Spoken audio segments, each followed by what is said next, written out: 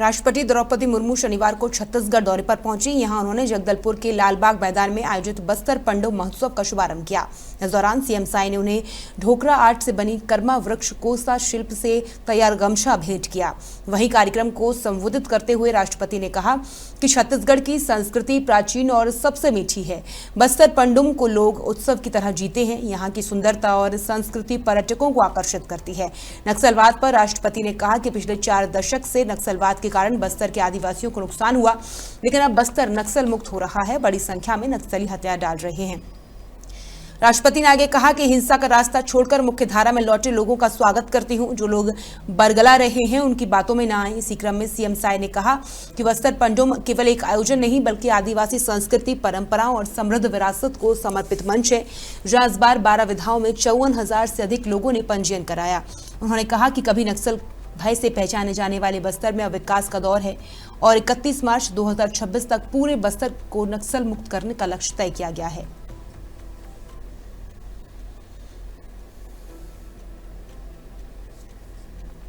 राष्ट्रपति के रूप में आपको संबोधित कर रही हूं। आप में मेरे से ज्यादा हौसला है, ज्यादा ताकत है, ज्यादा सहयोग है। सरकार आपके लिए समर्पित है। ये छत्तीसगढ़ के लोगों के लिए, छत्तीसगढ़ के आदिवासियों के लिए, जो पिछड़े रह गए, अंडर प्रिविलेज के लिए और समर्पित है।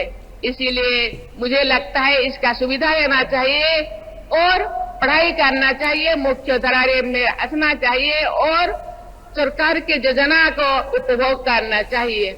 गरीब, वंचित और पिछड़े वर्गों का कल्याण करना सरकार की विशेष प्राथमिकता है। ये अंत्योदय है। जो पीछे रह गए हैं उनको पहले उदय करना, उनको पहले सहयोग करना, ये सरकार का मंशा है। ये केवल पर्यटन स्थल नहीं बल्कि बस्तर की पहचान है। हमारी सरकार ने नई उद्योग नीति में जनजातीय क्षेत्रों को विशेष प्राथमिकता दी है। यहाँ निवेश, रोजगार और कौशल विकास के नए अवसर बन रहे हैं।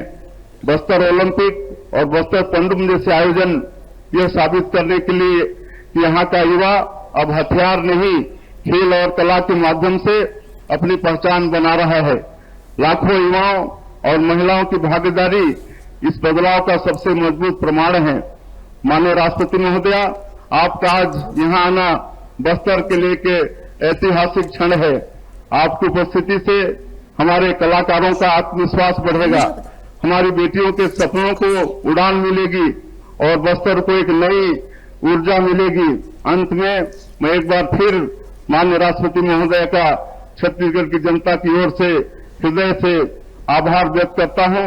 मैं बस्तर के सभी कलाकारों, आयोजकों, प्रशासनिक अधिकारियों और जनता को भी बधाई देता हूं जिन्होंने बस्तर पंडुम को इतना भव्य और ऐतिहासिक बनाया है।